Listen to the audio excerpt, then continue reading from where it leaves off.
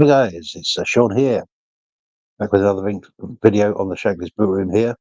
And yeah, I've not done a video in probably about over a week now, and just to kind of give an update on why that was really. And essentially, really, on Thursday, well, on Wednesday, my daughter come home from school, totally fine. By Thursday evening, she was in hospital, basically fighting for her life. She's got type 1 diabetes, and she went into essentially a kind of state of when you have that condition where you're not producing any insulin at all, and whatever you're putting in there's not working, and all this kind of stuff. So it was a real awful time, really, I guess. So I've not really watched a lot of Liverpool or anything like that, but I did see yesterday's game. So anyway, she's home, she's well, so that's great news. But it was a bit of a hairy moment. I can definitely tell you that. Don't add scary moment is what I can say. Uh, anyway, enough about that. But so yeah, let's go over yesterday's game. Well, what a shocker is the headline. I mean, and it was a shocker in the sense that we actually didn't play as bad as the highlights I've seen. At least I haven't seen the whole of the game, so don't quote me. But on the previous game, where I think we were just really awful against Wolves in the second half, in particular, from the highlights I've seen. But going to this game, we actually started really well. I thought first 10, 15. The obviously um, it got announced, the team, and I thought that's a weird team, but I kind of worked out it's probably going to be some kind of a box midfield, really. Try and maybe give a bit more width down the wings. It would actually force Andy Robertson a bit more forward, really, with that kind of setup. Hopefully, was the idea there, really. And Andy Robertson actually didn't have a too bad a game. But we are definitely seeing a bit of a drop off on our midfielders, I feel. Intensity is not quite there. I don't know whether to put that down to fatigue or put it down to mental stresses. But, last year when we played Everton, when effectively our title was really over from the Palace game, I think, if I remember rightly.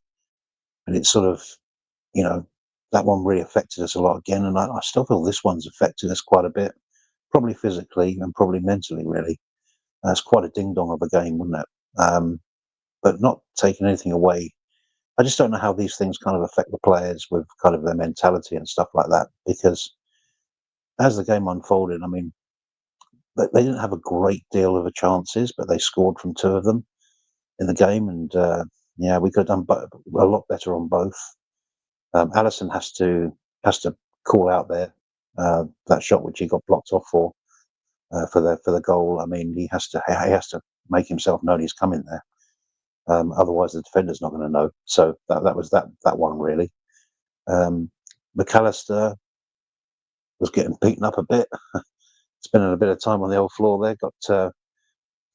Seemed to take what could only be described as like a right hand, really, or a right, sort of like a short hook, and got a yellow for it. But you do wonder if, in some other instances, that would be classified as a dangerous play, and he should have been off, really. But anyway, that was that. But the whole game, and the thing is now I mean, to go into the stuff about Darwin is loads of other channels have done it. I'm not going to cover it too deeply, but I just don't see the point. I mean, I've known for a long time now that he just isn't a centre forward for Liverpool. It's as simple as that. I don't even really know if he's really a centre forward, to be quite honest with you, because if he's all through his career he's had that much lack of composure and all this kind of stuff in front of goal. I mean, it's just he's been slated well and good and proper. I'd like to speak a bit more about a couple of things in the game that I didn't like, and one of them is actually Trent, because Trent's been kind of bigged up in some circles, not in all, but some have been really, and things online and stuff have been kind of like, where we've been without his equaliser and stuff like that. But I'd rather speak about the stuff he wasn't doing in the game, and that's defending. And we've seen all this before with him. And do you know where I'm at with Trent now? I'm actually at the stage now where I actually don't mind if he goes. And some people might say that's crazy, but I don't think it is, because at the end of the day with Trent, what you're actually getting with him is you're actually getting what he provides going forward. And I know he scored today, cannot be used at the substitute of what everybody else has to do to cover for him. There's just far too many people breaking their neck, including obviously Canate at times. We're seeing it a little bit more in yesterday's game, I thought, with Gravenberch doing a lot of covering there. And yeah, it's teamwork. We all can pull together and do our things in the team and all that kind of stuff. No problem with that. I seen him walking. I seen the referee run past him at one point, and he's slow to get back. He just doesn't want to know anything about defending. Well, a bit funny, but the weakness for us that's been this season, left back and right back for me. It's been those two areas. Centrally, with Van Dijk and Canate, or Van Dijk and whoever, virtually it's been fine. But those wide areas, and we're just being targeted by everybody down those parts of the pitch, and it's really hard for midfielders to be tracking back into them positions, covering those areas, and then we start complaining about, well, the midfield was a bit overrun today, or like it was yesterday, really. So there's some issues there, and we still don't know what's happening with the contracts anyway. But you know, I'll be honest with you, if he goes, he goes. Really, for me, even though he's a local lad, come through the youth, all that kind of stuff, and has so many great attributes to his game, obviously. But I don't know. I've seen him walking in Merseyside. Do you know something? In the day of the great man Shanks, this guy wouldn't have even been playing for Liverpool after some of the performances he's put in. He just wouldn't even get in the team. He just wouldn't get in the team because Shankly wanted players who wanted to fight for every ball when there was nothing to really fight for in friendlies, as example. He wanted that kind of commitment all the time. And when you look at Trent, you just don't get that. You get it sometimes, you get it some of the time. Sometimes in games, you don't get it at all. And it would be the kind of player that would frustrate the heck out of him, I think so. And I'm pretty sure, even though he's a talented boy, I don't think he'd see the grass under him. I really don't. So that's what I've got to say about Trent. Um, Gravenberch. Gravenberch has been used a heck of a lot this season, in virtually every game, really. Well, he has had breaks, but played a lot of football. If you look at the minutes, he's played a lot of football. And I don't know if that's starting to just tell him a little bit now. I'm not sure. Sharpness of mind and body, I don't know. Or does he just have to step up? Let me know in the comments down below if you feel it's him. He needs to step up and step up in the last few games. I don't know. His recovery should be okay. He's a young guy, but and he's, as I say, he's not played all the time. We've rested him in certain times, but yeah, I'm a bit worried about him. Doesn't look the same player at the moment for sure. But he's not alone. There's a few others as well. And then we come down to Slot, who I've absolutely been glowing about, as you know. If you watch my videos, I really rate Arne Slot. But he did say in the summer, I'm assessing the squad. The way how he left it was like he's really quite happy with the team. And so he should be to many, many, many aspects of that team, because at the end of the day, it's a great team. Our team is a great team. But at the same time, these are not players coming in that are his players. And he's made it very clear to me anyway, and I'm sure to you, that if he doesn't rate a player, they ain't playing. He's very stubborn like that. But he also has a smallish squad when you consider the amount of football we're playing and the amount of days recovery we're having, the amount of this 5 games. We've been talking all the time about these 5 games. They're tough games, every one of them. They've come thick and fast, and they've been really challenging games for us. And at the end of the day, we haven't had at the end of the day, they've been really, really physically and mentally challenging games. And but yet he hasn't really utilised Elliott or Endo or some. I mean, Endo every time he comes on. I mean, some people felt that the cameo he done the other day was man of the match, and I wouldn't even disagree with that because some of the things he did, the saving tackles and the, you know, and and that kind of thing. And you could actually argue, go so far as saying that probably the reason why we managed to hang on to the 2-1 was because of him, you know. So you got that kind of thing going on with him, but yet he still doesn't rate him to come in too many games. And I just feel that, okay, fine, if you don't rate him that way, but moving forward, certainly into the summer, and some of these players, it's quite clear there's going to be players leaving because they're just not playing, and they will not just happy. I mean, I can't see Harvey Elliott be happy with not playing at all, you know. And then they haven't recovered themselves in glory because if you look at Elliott in the Plymouth game, I thought he was awful. So even if he goes and knocks on the manager's door, the manager can say, "Well, your chance was there at Plymouth, and you didn't really show up for that." So there we go. But again, with Slot, um, I didn't have a problem with the subs. The timing of the subs did seem a bit weird because it's kind of like we were, you know, finding a little bit of rhythm there in that sort of 55 to 75 minutes sort of part of the game. We were starting to get, Trent was beginning to get on the ball a lot more, show himself. You had and that kind of thing, and he comes off.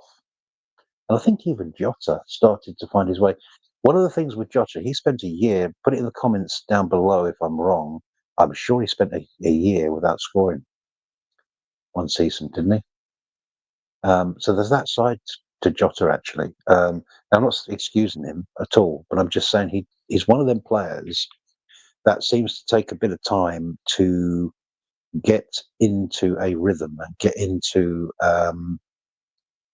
just get into that scoring way. I think he's a natural goal scorer. I really do. And maybe coming into the team that's a little bit low on confidence. The thing is, we've got to arrest this now. We've got to arrest this completely. This has to stop because this will end up derailing our whole entire season. How many ends of seasons have we finished poorly, or running out of steam, and all of those kinds of factors come into it, and poor performances, and that few times that's happened to us. Not every year. Certainly did last year, and we got a lot of injuries, of course. Haven't had quite so many injuries this year, but we do seem to be kind of a bit nervous, a bit nervy kind of thing, and a bit, and I'm expecting the experienced players in the team to sort of knuckle down and get on top of a lot of that. Because, at the end of the day, we've got to just go out there and do what we have to do, really. But to bring it all round, we're not in the worst position. It's not the most what we wanted to be in. Would have loved to have been like 10 points clear, really, here. But to be 8 points clear and Arsenal still to play the game, we don't know what's going to happen in that. Yes, you'd say more or less West Ham would probably win that game, would be the obvious one. And they haven't won it yet. They haven't played it yet. I mean, so we don't know what's going to be the outcome. And then they've got a couple of tough games after that. We've obviously got City on the weekend. There's two ways to look at that. You can either, I think that's a game we should just really go for, just fully go for, because once you put that intensity on them, once you put that aggression on them, they just fold. They've been doing it all season long. If you show them resistance, they seem to be folding. I'm not saying they're going to do that against this at all, but I think that's the best way to play them at the moment. Really, if you're just going to allow them to pass it around and all that kind of stuff, and not put much into it, then I think could be in trouble. So that's about it, guys. It's a really short video. Not a huge amount to say about the game because I've seen a lot of stuff already out there. A lot of it's been said already. Disappointing is the main thing that comes out of that because we should have had 4 goals, at least, possibly 5 actually. You could argue, include the Jota header as well, which you could have done better with. It's quite a good header of the ball as well. But it was just an off day for the shooting of our players. I think the worst thing for me more than anything else was just not taking them chances, because I think at this stage of the season we have to do that. We have to take our chances. We just have to. If we don't take our chances, we're just not going to get nothing out of this season. We really won't, and that'd be a big shame because Arsenal are 8 points, but that can soon drop down. I mean, if we lost to City for the weekend, look at what the points become, and they win against West Ham, and they win their following game. They're a couple of points behind us, so it can just change so quickly. So we've got to be really, really careful. And we're going to have to perform really, really well to get over the line. Everybody wants to beat Liverpool at the moment. Have you noticed? It's like their cup finals. Whoever we play, whether they've got anything riding on the game or whatever it is. The thing is, historically, this part of the season now, with this last 12, 15 games to go, this is where teams can push on to try and get top four, push on to try and get out of the bottom three. And even those that are in sort of mid-table are looking to try and push up to maybe get near to a European place, etc. And the ones in and around us are trying to catch up with us. So everybody virtually has something to kind of play for at this stage, apart from maybe with the exception of, say, Southampton, right down the bottom, and that's not going to change. But there's a lot of teams with still a fair bit to play for. They're playing Liverpool. We hear from the media we're the best team in the world. That's been spoken about. I'm not denying we're not. But I'm just saying, best in Europe, best in the league. We've been the team this year in the Premiership. So everybody wants to beat us, So we're not going to have any easy game. There will not be an easy game we will play this season. There just won't be. They're going to all be tough. So we're going to have to step up to that. We're going to have to step up to physicality when it comes. We're going to have to take our chances when they come. We can't do like we did yesterday. We're going to have to take our chances, and it's just going to have to happen. Someone has to score from somewhere. It can't all be Salah every week, and then I think in the summer there's going to be, for the first time, I normally say I'm not that overreacting to like big summers and stuff like that, but I think this one has to be. With a new manager who hasn't really, let's be honest about it, brought anyone in. I can't believe for a minute Chiesa is signing, with him not playing at all like this. I just can't believe it for a minute. That was brought in as a profile player that Slot might want, in terms of profile, and then they looked at experience and what he's done before. I just thought, yeah, brilliant signing for the money, and I got no argument with that. But it wasn't Slot signing, and some people will say, well, he hasn't got a lot of power at the club, really. What say does he have in players? Well, if he doesn't have a lot of say in players, there's a big problem for us, because he will not be playing players he doesn't rate. Believe me. So a little bit more input is needed than just profile that fits what Slot wants. There's going to have to be a lot more goes into it, and he has to have a little bit more say than that, I feel. And so that's going to be important, I think, moving forward. But we just have to wait and see, guys, because, like I say, this is we're in that really, really nitty-gritty part of the season now where we just can't afford slip-ups and stuff. We've just got to try and push on, and so from here on, I just hope and pray that we manage to, knuckle down and just get on with what we've got to do and get this over the line. Let's not let this peter out into nothing again, and become a nothing season again, because that would just be a heartbreaker, really. Anyway, thanks, guys. So I don't think that's much of a summary of the game, really. It just gives a few thoughts about what I thought around the game. But I mean, yeah, it's just one of those, and we just move on now, and we just look forward to the next one, and we see where we go from there. So I'm not too sure what I'm doing on the weekend. I'm hoping to do perhaps a watch along or something, so if you can join me for that, and I might do a pre and post. We're trying to get into a position where I can, just looking at software and stuff, where I can utilize things better, that I can start doing more lives and stuff like that, live shows. I'd like to start doing a bit more of that, really. Anyway, I'll catch you on the next one, guys, and yeah, walk alone.